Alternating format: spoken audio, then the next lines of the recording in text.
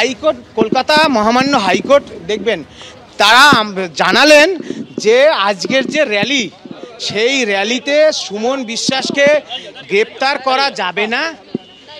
হ্যাঁ, সুমন বিশ্বাসকে গ্রেপ্তার করা যাবে না, তার সাথীদেরও গ্রেপ্তার করা যাবে না। আমাদের যে দাবি, অযোগ্যদের তালিকা দিয়েছেন, যোগ্যদের সার্টিফাই তালিকা সুপ্রিম কোর্টে দিয়ে যোগ্যদের ধারাবাহিকতা সহ চাকরি বিদ্যালয়ে ফেরান, নিশ্চিত করে বিদ্যালয়ে ফেরান। যোগ্য শিক্ষাকর্মীদের অবস্থা ভয়াবহ, অযোগ্য শিক্ষাকর্মীদের তালিকা দিন, যোগ্য শিক্ষাকর্মীদের তালিকা দিন।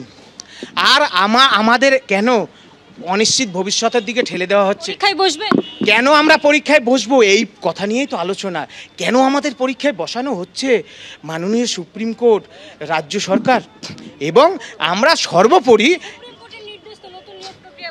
দেখুন সুপ্রিম কোর্টকে যখন যেটা রিটেন সাবমিশন দেওয়া হয় তার উপরে বক্তব্য আসে।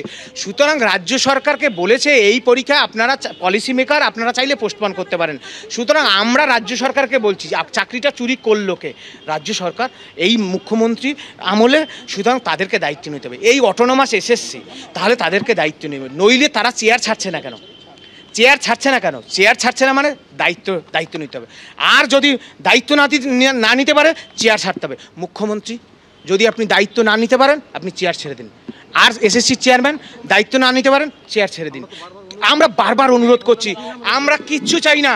আমরা যেহেতু কোনো কলঙ্ক করিনি, দুর্নীতি করিনি, আমাদেরকে কেন পরীক্ষায় বসানো হচ্ছে, কেন সুবল বানানো হচ্ছে? আমাদের দিকে দিকে অসুস্থ হচ্ছে। 2রা সেপ্টেম্বর ফর্ম ফিল আপ, তার 4 দিনের মাথায় 7 তারিখ বলছে পরীক্ষা দাও। এটা স্বৈরাচারিতা।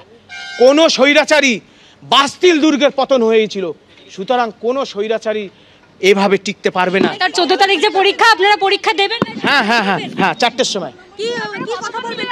দেখুন এই এসিপি উজ্জ্বল মুখোপাধ্যায় আমাদের প্রতিনিধি সরাসরি রয়েছেন আমাদের সঙ্গে। উজ্জ্বল, কোন দাবিতে আজ 4 সদস্যের প্রতিনিধি দল তারা বিধানসভায় যাচ্ছেন?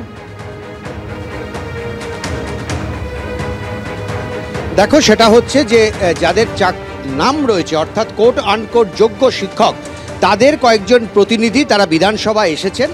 তারা কথা বলতে চান বিরোধী দলনেতা শুভেন্দু অধিকারীর সঙ্গে, এবং তারা কথা বলতে চান যে নৌশাদ সিদ্দিকী, যিনি আরও একজন বিরোধী বিধায়ক আছেন, তাদের সঙ্গে।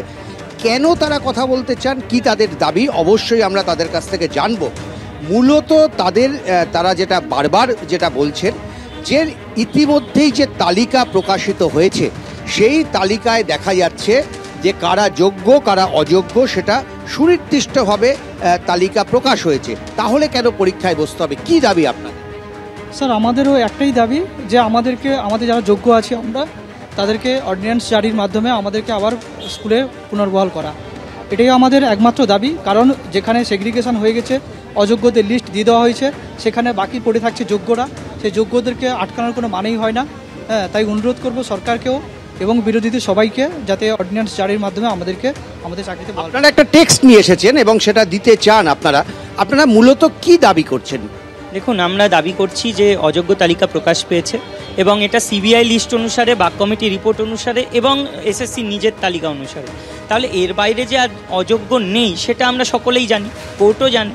তাহলে সেক্ষেত্রে যারা যোগ্য প্রমাণিত, বিধানসভায় বিল এনে বা অর্ডিন্যান্স জারি করে রাজ্য সরকার সম্মিলিতভাবে প্রত্যেকটা বিরোধী দলের সঙ্গে সহমত পোষণ করে যেন সামাজিক স্বার্থ সুরক্ষিত রাখতে এবং শিক্ষার স্বার্থে মেধাকে বাঁচাতে যেন বিল এনে আমাদের চাকরিটা সুরক্ষিত রাখে, এই জন্যই আমরা এসেছি। কিন্তু সুপ্রিম কোর্টের যা নির্দেশ বা সুপ্রিম কোর্টের যা জাজমেন্ট, তারপরে কি আদৌ এটা বিধানসভার এখতিয়ারের মধ্যে পড়ে যে তারা কোনো বিল এনে বা অর্ডিন্যান্স জারি করে সুপ্রিম কোর্টের যে নির্দেশ সেটাকে? দেখুন, এইগুলো তো পুরোপুরি লিগাল প্রসপেক্ট বা লিগাল অ্যাসপেক্ট। সেই জায়গায় দাঁড়িয়ে আমরা তো এটা বলতে পারি না যে নিজেরা একজন প্রার্থী বা শিক্ষক হয়ে আমরা সুপ্রিম কোর্টে বড় বড় সিনিয়র অ্যাডভোকেটদের সঙ্গে কথা বলেছি, তারা আমাদেরকে যথারীতি লিগাল পয়েন্টস দিয়েছেন এবং সেটা আমরা পাঠিয়েওছি। তার পরিপ্রেক্ষিতেই আমরা বলছি যে এটা করা সম্ভব এবং এই অবস্থা থেকে যাতে যোগ্যদেরকে পুনর্বহাল করা যায়, তার জন্যই আমরা দাবিটা রেখেছি যে বিল এনে বা অর্ডিন্যান্স জারি করে করা হোক। সুপ্রিম কোর্ট এর আগে একাধিকবার রাজ্য সরকারকে এবং এসএসসিকে নির্দেশ দিয়েছিল যে এই যোগ্য এবং অযোগ্যদের তালিকাটা প্রকাশ করার জন্য। আপনি কি মনে করছেন যে এই তালিকাটা আগে প্রকাশ হলে এই পরীক্ষারই প্রয়োজন হতো? দেখুন, অবশ্যই যদি এটা হাইকোর্টের সিঙ্গেল বেঞ্চ, ডিভিশন বেঞ্চ বা সুপ্রিম কোর্টের একদম প্রথম দিকের লড়াই, সেই সময়গুলো পেরিয়ে গেছে। যদি তখন এই লিস্ট প্রকাশ করা হতো বা মানে যে রিক্রুটমেন্ট অথরিটি সে যদি নিজে বলতো যে এরা হচ্ছে অযোগ্য বাকিরা যোগ্য বা এরা অযোগ্য এরা যোগ্য, তাহলে তো অসুবিধা থাকার কথা হতো না।